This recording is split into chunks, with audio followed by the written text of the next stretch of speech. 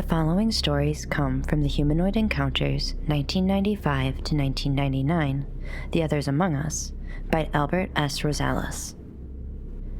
I also want to take a moment to say, if I sound different, I'm currently getting over a cold, and I just wanted to say thank you to everybody who's been so nice and kind to me in the comments about getting better.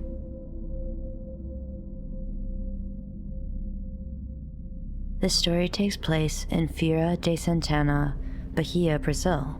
Source: Donald Ware, Filer's Files. January 12, 1995, during the evening. A Mr. Beto Lima saw a small metallic saucer crash in a lake. A port opened and two creatures emerged. One was about 1 meter tall with a large bald head and big eyes, and the other was a bit larger and hairy, except for the hands and face. Beto used a long stick to pull them to shore and then took them to his house. A report from an anonymous soldier of the 35th Infantry Battalion said that he was part of a team that went to the farmhouse and carried the creatures out. The hairy one protested.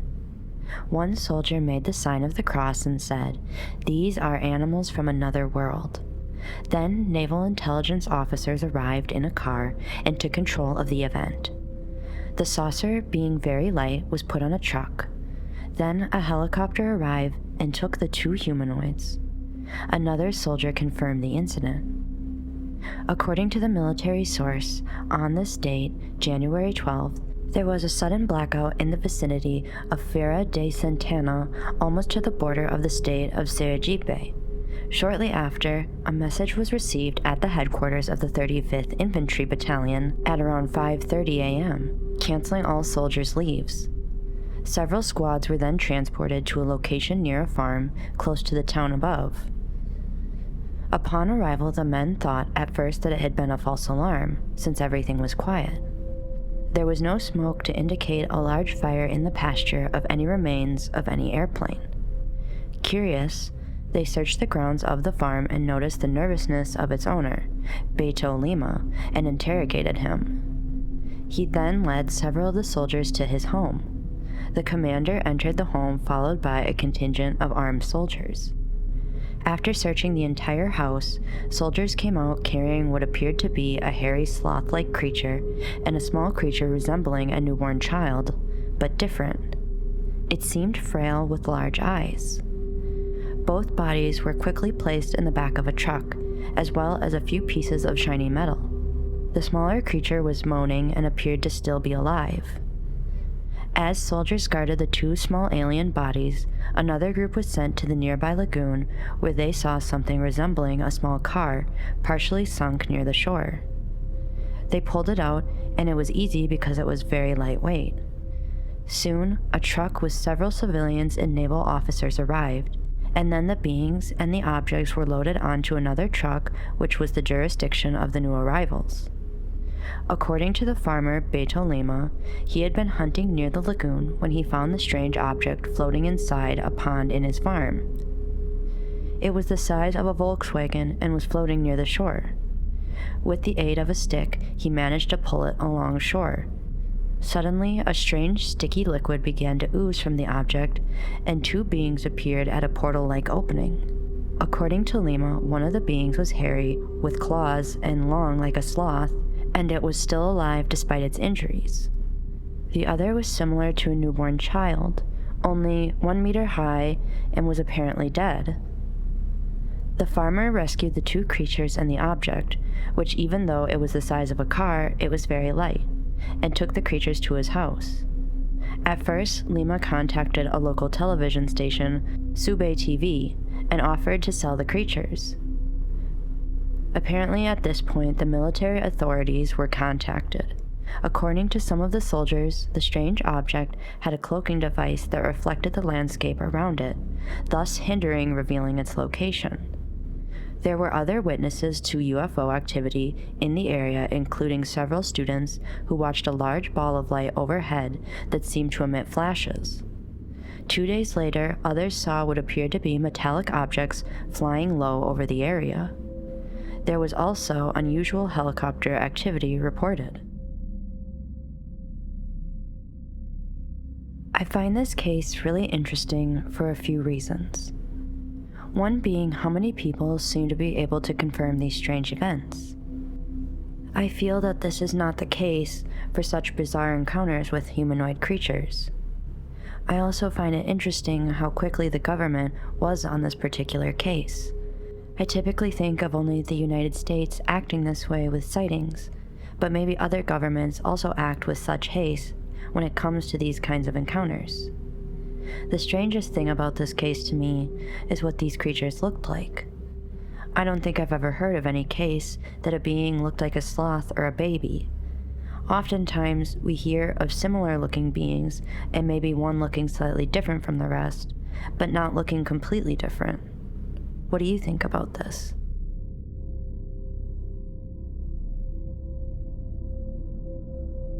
This next story takes place near Kiev, Ukraine, in the summer of 1995 in the evening, the source being Bogdan Duma.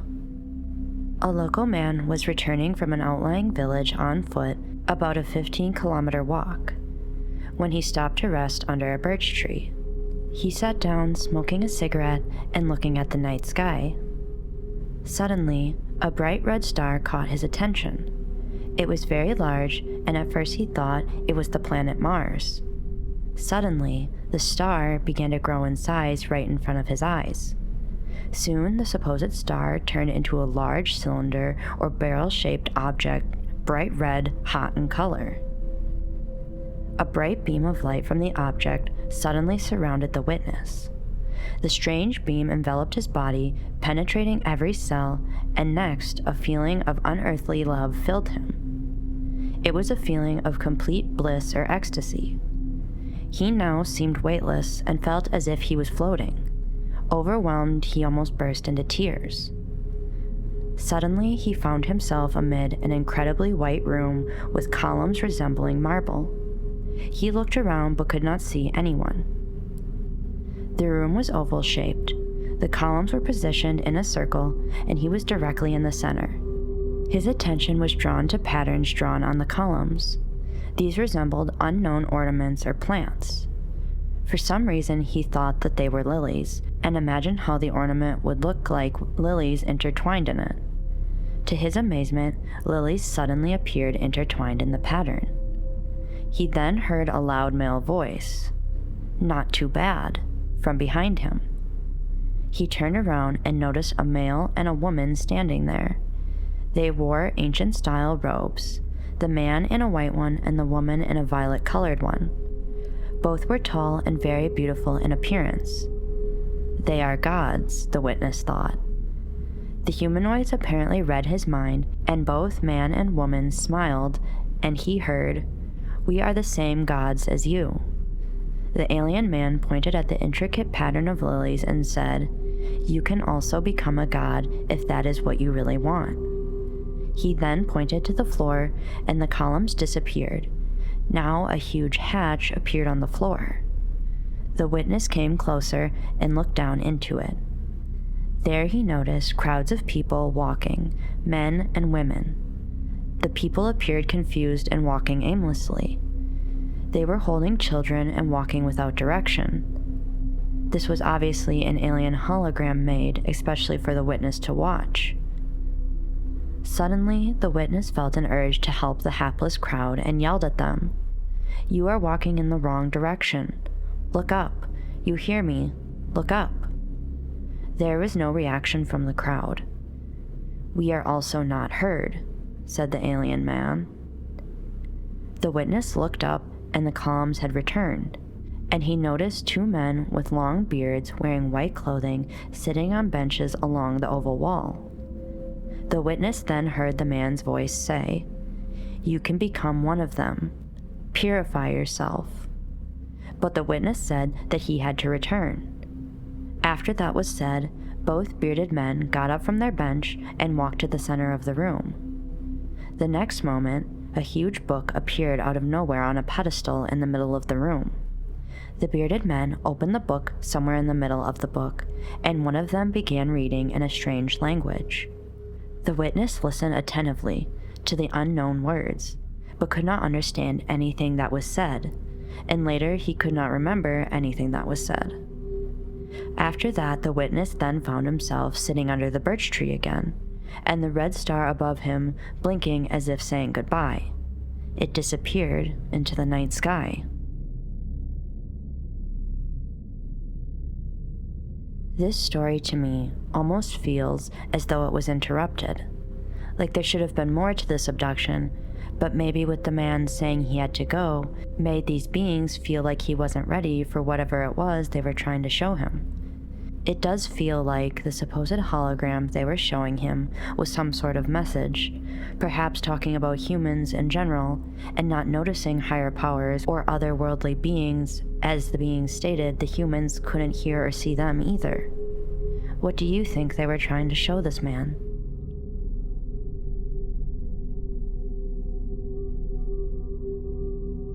This next story takes place in Chernihiv area, Ukraine, March 1995 at 3:30 a.m. The source being Yaroslav V. Sochka, UFO DOS. A local farmer, Nazar Kopov, was awakened by a strange rumbling sound in his ears. The sound was like the whistling of a whip. As the sound became shrilling, Nazar had the impression that he was at the verge of death. His heart began to beat furiously. He blacked out, and when he came to, he seemed to be hovering in the air at an altitude of 300 meters and gradually descending. However, he felt no fear, only a sense of calm. At a distance of about 8 to 10 meters from the ground, Nazar began to swing like a pendulum, as if somebody was guiding his trajectory. The next moment, he saw a group of beings standing in a semicircle. Their outlines were barely discernible in the darkness, but even in the dim light he caught a glimpse of their impressive size. When he was only about 2 meters from the ground, Nazar again lost consciousness. The first thing he saw when he came to was the group of creatures standing in front of him, still in a semicircle. He was lying on the ground. Each of the humanoids was at least 2 meters tall. One of the humanoids standing on the left side appeared to be the leader. The glow coming from the body of the leader allowed Nazar to see him in more detail. The being had a powerful torso, broad shoulders, and powerfully built, with a bull neck. He had long arms with thick, claw-like fingers. The body was covered with scales, like a reptile, from which proceeded a very foul smell resembling rotten eggs. In the place where the head should be, Nazar could see a hologram of a human face, shining like a curious mask. Suddenly, the mask moved its lips, but not a sound broke the tense situation. Suddenly, Nazar heard a telepathic voice. "We are bringing a message to humans. Your planet is dying. Your air and waters are poisoned. Your forests and plants are dying out. The continued use of nuclear energy is poisoning nature. Your planet is overpopulated and is running out of resources. We warn you, if mankind does not change his way of thinking today, tomorrow might be too late. There are effective and safe methods of energy and food extraction that are not harmful to your planet. Those could be used today. However, we know that there exists on Earth forces that will do anything to prevent this. They will do anything possible to prevent the emergence of clean energy production and the safe production of abundant food to become part of humanity, because it is not in their interest." There was a pause. Apparently, the aliens were waiting to see if Nazar had understood what they had just said. "The authorities are corrupt and seek to bring knowledge to their advantage without caring about the interests of humanity," the stranger continued.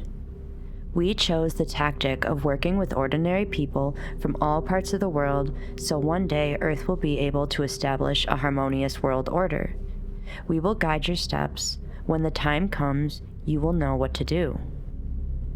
While the stranger spoke, it began to rain, a powerful downpour. However, the strange creatures surrounding Nazar did not even move, and after a few minutes, Nazar realized that even though he was out in the open, not a single drop of water fell on him and the creatures.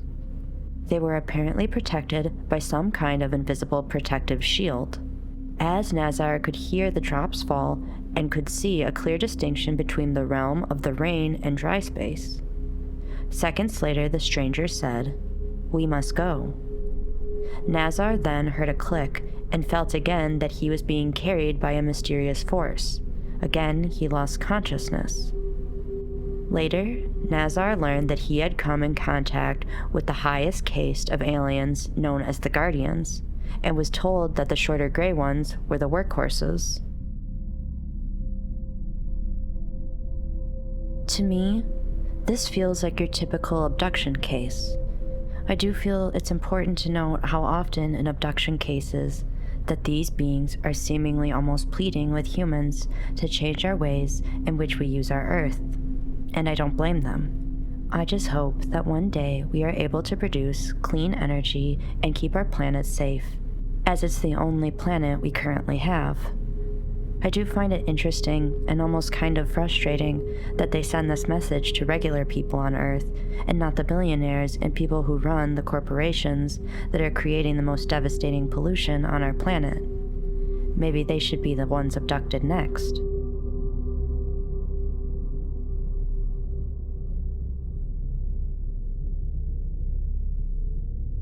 The next story takes place near Mound House, Nevada, April 1996 at 11 p.m. The source being NUFORC and UFOSNW.com. The 25-year-old witness was driving his Dodge Rampage on Highway 50 east of Mound House. His window was down, the air was blowing on his face, and the radio was on fairly loud. As he passed the Virginia City turnoff on his left, he noticed some lights on the hills at the mouth of the Canyon Highway. They were about 50 to 100 feet off the ground. As he drove away, he thought that it must have been a low-flying jet or plane coming from Reno. He looked back at the lights, and they were still in the same spot. They were not moving. He could see the brush on the hill bright as day. He then saw some things moving in the brush, little objects scurrying about very quick, like some type of animal, like a coyote or something. His heart began to thump. His adrenaline kicked in as he realized that this was something different from the ordinary. He slowed down so he could see more of it. He then began to think it was a UFO and said out loud, "Haha, yeah, you know I can see you." As soon as he said that, the lights began to turn. They were no longer shining on the bush. They span approximately 100 yards apart, with two on top about 30 yards apart, and the lower ones at the sides about 100 yards apart. They resembled the lights in a stadium. They were very big and bright. There were no other cars behind him. Frightened, he no longer watched the road. The lights had his total attention. The lights turned around and began slowly hovering over the canyon towards the highway, as the witness kept driving on. There were smaller lights below the larger ones that were blinking in succession. That's when he realized that it was a round object. He kept driving toward the lights, and his radio became fuzzy and then silent. Soon, he came upon an embankment on the side of the highway that separated the lights from his vision, but he also knew that the object was moving down the canyon at the same speed he was. He came to the hill, and as soon as the embankment receded, there he saw something that he claims he will never forget. It was on top of the hill to his left, right there as the ground cleared way. He was gazing into the middle of a set of windows. Mesmerized, he stared. The windows were long, draping all the way across and around. He saw tiers or stories. He saw walls. Everything inside was white. On the left bottom story in the window, he saw several aliens, all wearing white robes. He saw a female figure with a bracelet and a necklace on, either gold or silver, with makeup on her cheeks. Her arm was on the shoulder of a younger one, a boy, and they were looking right at the witness. She nudged herself to the boy and spoke to the other younger children along the window, maybe 10 or so more. They were all smaller than a 5-year-old. She was talking to the older boy without apparently speaking. At the same time, the witness felt a joyful feeling as they gazed into his eyes, and then she smiled and pointed at him as to show them that he understood them. She had 3 long fingers and a thumb. He then had a terrible feeling and looked up to the second tier or story. 2 beings were there in the middle of the room. The first being he saw had a long, draped back skull like that of the movie Alien and large black eyes. His skin was chocolate brown, and he too was wearing a white robe. His skull was maybe 2 feet long behind his head draping down. The one with the draped skull on the second story was standing and holding a clipboard against himself in his white robe. He seemed to notice the witness.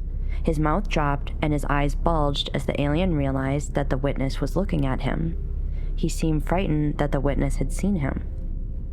He was definitely surprised. His eyes were white with huge blue irises and pupils. The witness estimated that he was 20 feet away from this alien. He immediately turned to the other one in the room in front of him. The one in front of him was sitting. The witness saw a side view of him, but only his head at the time. He had a human-like head, with wrinkles all over his head, which made him look very old. No hair whatsoever was evident. He appeared to be wearing a black suit. He then turned his head to face the witness. At this point, the witness became frightened. The alien's face was wrinkled and old, and his eyes were beady and pure black. As the witness stared at the alien, he realized it was a human, and that he must have been thousands of years old. The witness was petrified.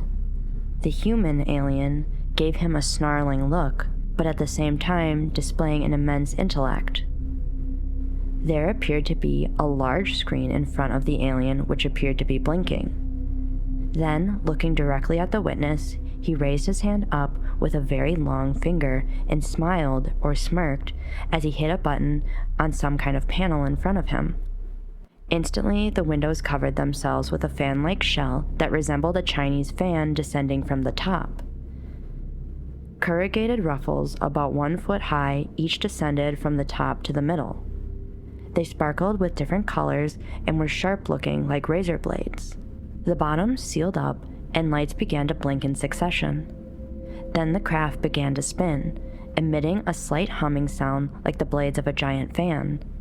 The object tilted at about a 45-degree angle, and as it spun faster and faster, the witness could only see the outline of it, like it was suddenly cloaked. It then shot up into the sky, leaving a small white trail behind it for a split second. The witness seems to have experienced a period of missing time. This one is really fascinating to me. It almost feels like this was some weird alien family vacation, and perhaps a mother was showing her children a human up close while they were lost or something. And then the dad alien was shocked to see a human notice them and quickly got them out of there. Or perhaps this was like a school field trip. I really couldn't say what was happening other than it's an extremely incredible story. This also doesn't seem like it was meant to be an abduction in this case. It really truly seems like either aliens were trying to get an up-close look at a human, thinking they were cloaked and the witness wouldn't be able to see them, or perhaps they were lost and stopped to figure out where they were. I wish we were told how much time the witness had been missing.